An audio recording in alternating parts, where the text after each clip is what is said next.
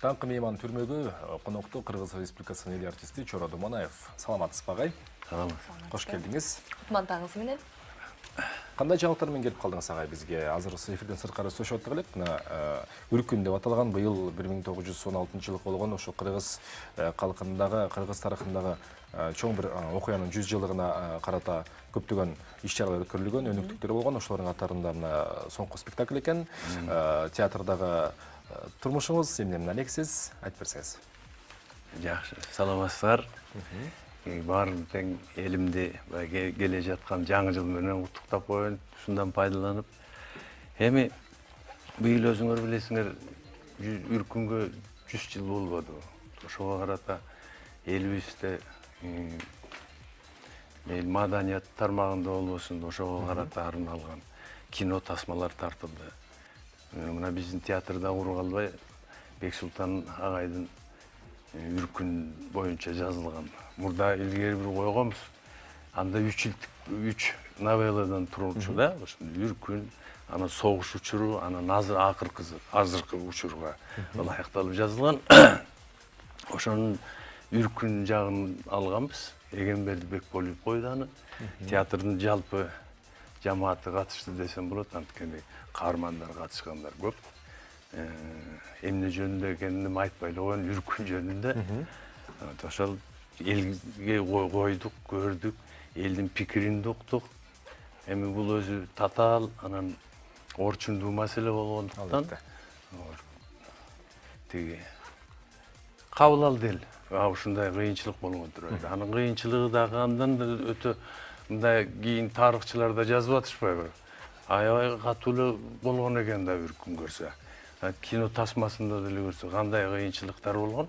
Бирок бир четтен анан экинчи четтен ушу элибиздин каармандыгын байкайсың да, ошондой кыйынчылыкка туруштук берип, уруусун, улутун жоготпой, ошо кыйынчылыкты жеңип да Кытайга чейин барып, кайра келип, кайра мына азыркыдай эгемендүү мамлекет болуп турубуз да.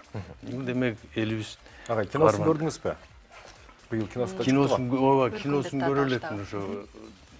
Колбожубай көрөбүз да. Дегеле кино деп калдык ошо. Бекеринен сураган жокпуз. Өзүңүз акыркы жолу кайсы кино тасмага соңкулардан бири болуп тартылып атасыз, же балким кайсы чакыруулар болуп атабы негизи?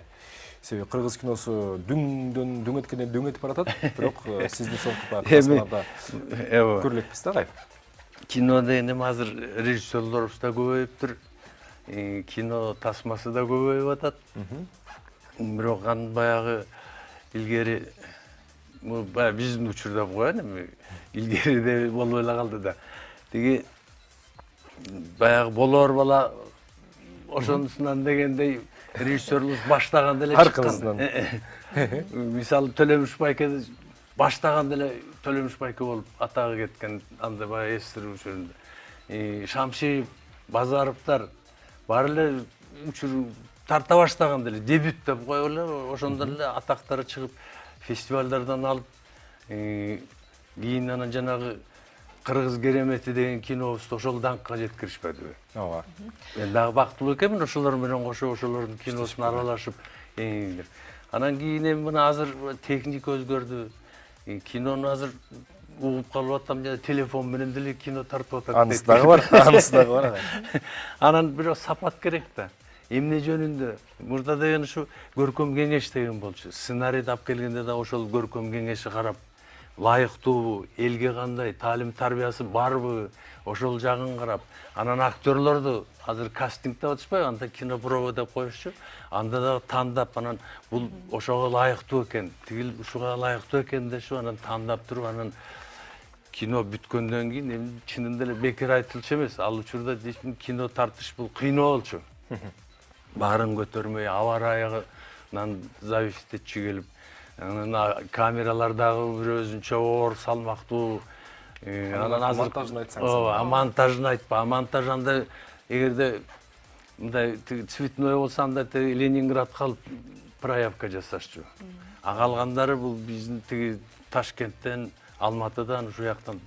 Ал үчүн дагы канча убакыт кетчү да. Мына кино менен театрдын айырмасы асман менен жердей деп коет да. Ооба. Баягы спектакль коюп атканда адамдар менен баягы ойноп жаткан, роль жаратып жаткан адамдар менен түз байланышта деп коет да. Анан айтсаңыз, ушу азыркы тапта театрга барган элдердин саны азайып баратат деп баягы нааразы болгондорду угуп жүрөбүз да. Мүмкүн ошондой учур болуп аткан, бирок азыркы эмеде баягы раматлыктı биздин ошо кыргыз драматургиясынын атасы Токтоболот Абдымомунов биздин театр ошо кишинин ысымынан жүрөт. Айтып калчу. Синтетическое искусство деп буга кино кирет, телефильмдер, андай мындай жана сериалдар кирет. Булар бара-бара эл тажайт дейт андан.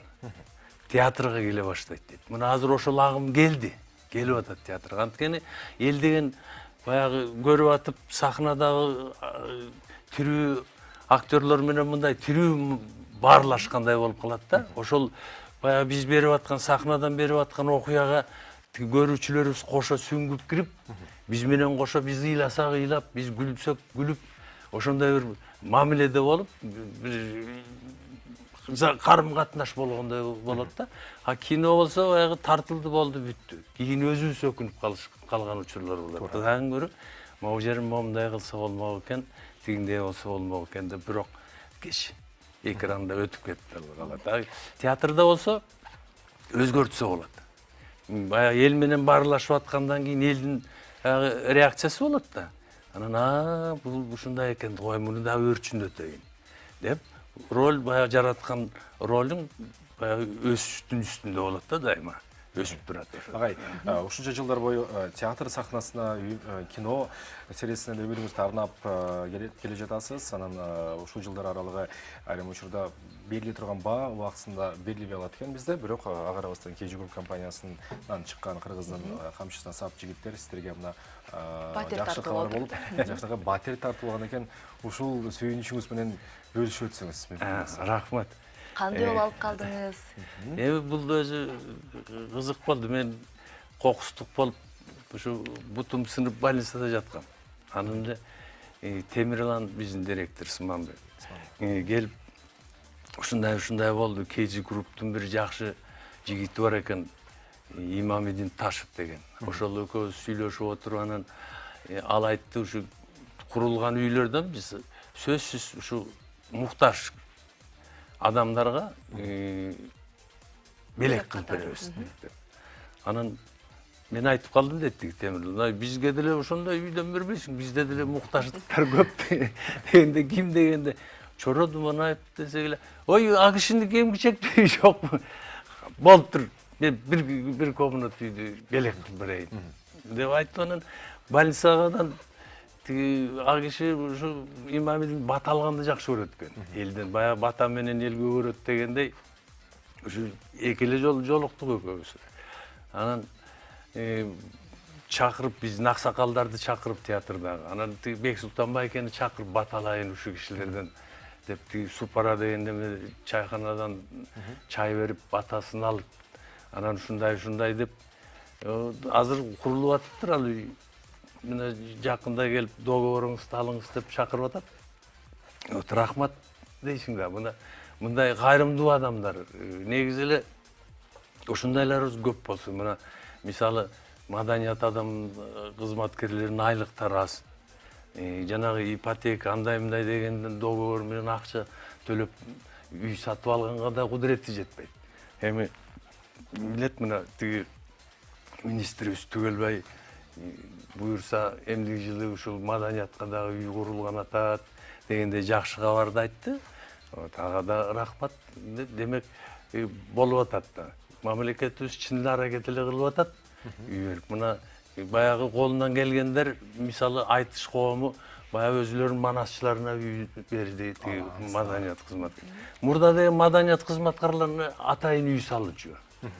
Болгондо да тиги борбордон, анткени бул маданият кызматкерлери, тиги жазуучулар кирет, баягы атагы чыккан сүрөтчүлөр кирет. Анткени ушу маданият адамы таанытат да дүйнө жүзүнө.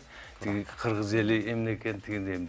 Биз ошондо жаш кезде Дерзин азыр эркиндик бульвары болуп калат. Ошондо көрүп калдык тиги ал токомого аксакал басса ошол эркиндик бульварында чикемдер, Байтемир, Байдылда байкелер чыгып ошондо басышып, ары бери басып, эрмек кылышып, бири-бири менен сүйлөшүп, баарлашканда биз карап суктанчубуз. Ушул киши, ушул жазуучуларды биз билчүбүз, алардын атын, чыгармаларын окучубуз. Азыр кээде Баланча деген жазуучуну билесиңби десең, азыркы жаштарыбыз билбей атат. таксы келип атпайсызбы? Билбей атат. Ким эле деп Кудай сакта дейсиң анан компьютерден китеп окуп эле неметип атышат дегенге да барасың, эми ал өздөрү менен калсын. Агай, бүгүн 12 декабрь кыргыз тарыхында өзгөчө дата болуп отурат. Мына убагында Эгембер Ириматов агайыбыз демилге көтөрүп кыргыз адабият күнүн деп белгилеп өткөн экен. Мунун дагы жүйүлүү себептери бар. Бүгүн Чыгыз Айтматовдун жарык күнү келген күнү, 12 декабрь күнү Алык Лосмоновдун болсо бул актык менен коштошкон күн экен. Алык Лосмонов менен кыргыз айрылса чекели болгон экен, Чыңгыз Айтматов болгон экен. Маегибизде бул жана башка темалар тууралуу Чорагай эмки көрүшкөнүбүздө болуп атат экенбиз. Азыр убактыбыз соңуна чыгып соңуна калыптыр. жетип калды. Буюрса дагы мындан ары дагы көп эфирлерибизге келет деген ишеничтебиз. Анан маатилдүү болушуңуз менен Рахмат. Ушу менин атыман да, силердин атыңардан дагы ошол жана Батыр берген тиги KG групптун группасын, ошол чогуу иштешкен коллективин жаңы жыл менен куттуктап коеюн. Рахмат аларга дагы, бактылуу болушун, оорубасын, ден соолукта болушун. Сиз жаңы жылга чейин кирип атасызбы же кийин кирип атасызбы? Ушуну айтсаңыз. Тиги ордерде жүрөт 17 жылдын 4 кварталында киресиз дейт. Буюрса. Азыр курулуп атат. Азыр курулуп атат. Анан тиги айтып атамбы, тамаша салтында чоңураак кылып курсаңар. Буюрса жыл айланбай кирип калат экенсиз. Үч бөлмөлүү кылып дебейсизби? Келгиле ошондо силер да келгиле өрүлүктөп. Ошентип силжилеп келиңиз бизге. Биз мейманга дайынданып калалы, айзыра биз жамаатыбыз болуп. Чоң рахмат. Жакшы. Чоң рахмат. Келип туруңуз. Ден соолукта болуңуз агай. Кыргыз Республикасынын эл артисти Чоро Доманаев бүгүн бизде мейманда болду, достор. Эфир улана берет.